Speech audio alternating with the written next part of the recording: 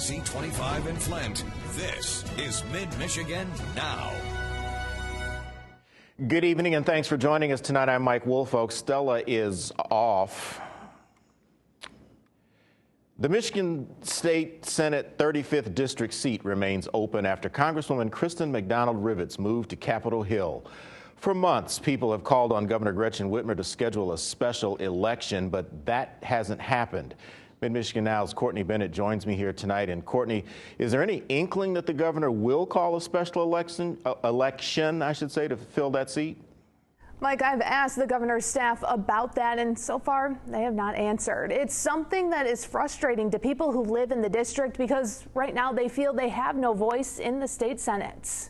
For nearly 200 days, the 35th District State Senate seat in Mid-Michigan has been open. On January 3rd, Kristen McDonald Rivet was sworn in as a congresswoman in Washington, D.C., which left her former state position vacant. I think that we need to have representation, especially during the budget right now. I mean, unfortunately, we have 270,000 people that are not being represented with budgets. Since the beginning of this year, Thomas Roy, who lives in the district, has been calling on Governor Gretchen Whitmer to hold an election.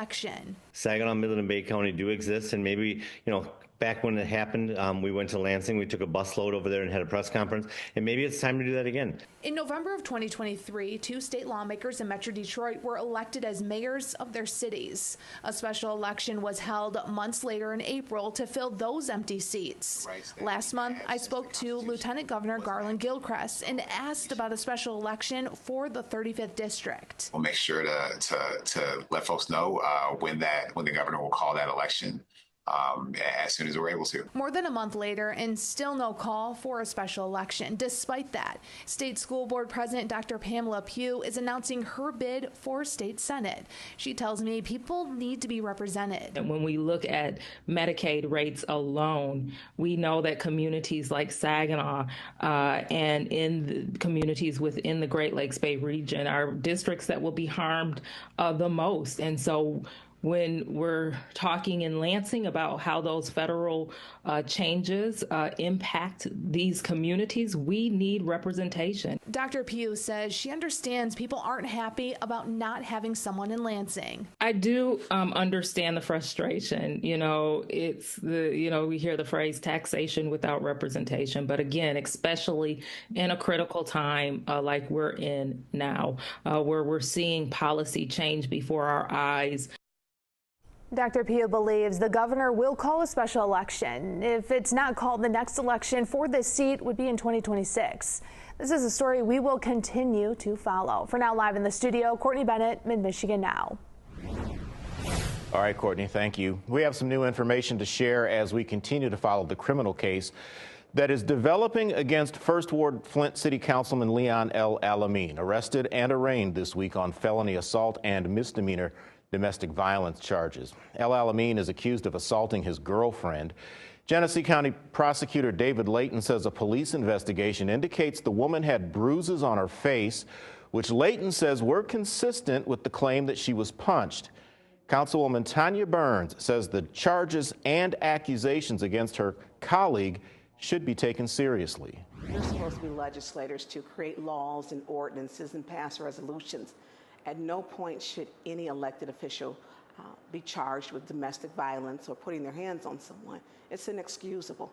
The crimes that he's been charged with are very violent and very serious.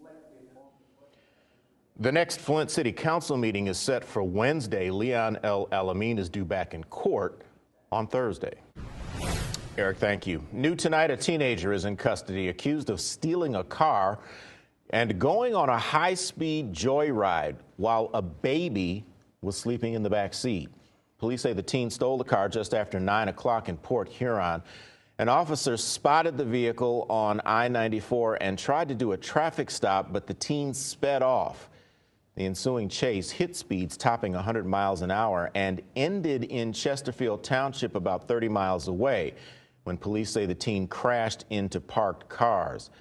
The 1-year-old was not hurt. That suspect is in the Macomb County Juvenile Detention Center awaiting charges tonight.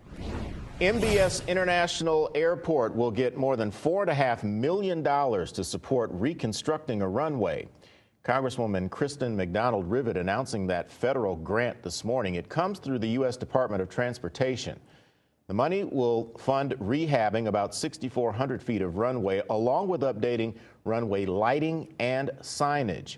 Airport Director James Kanders says the grant will help MBS continue safe, efficient, and reliable service for the entire region.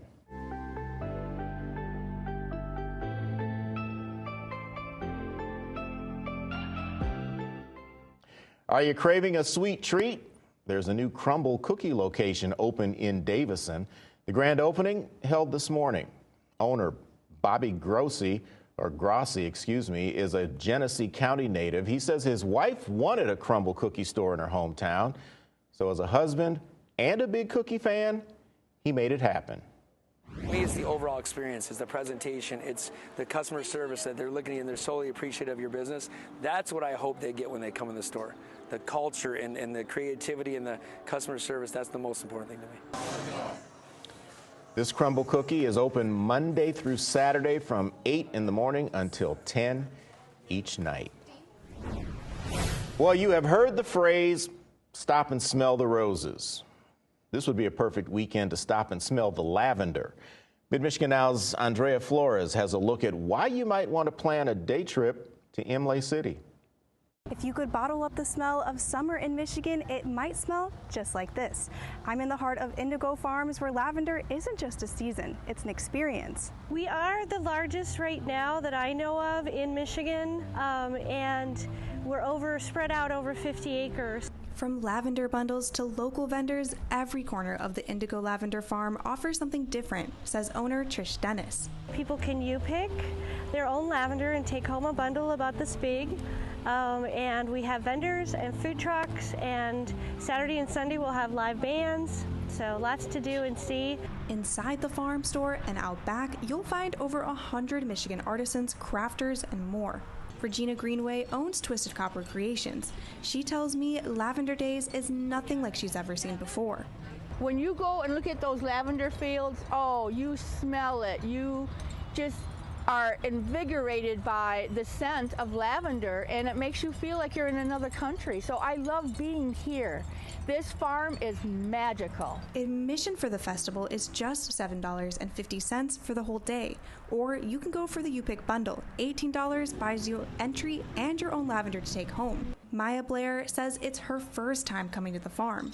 It smells so good. They have fun activities for the kids, lots of vendors and food, and you pick flowers. It's just so beautiful and relaxing out here. I think that with the bees and the wetlands, the monarch butterflies, all of that added to just the beautiful lavender itself really provides families and couples a place to relax. Whether you're here for the photos, the perfume, or just a peaceful walk, the Lavender Festival at Indigo Lavender Farms has a little bit something for all of your senses. Reporting in Imlay, Andrea Flores, Mid-Michigan Now.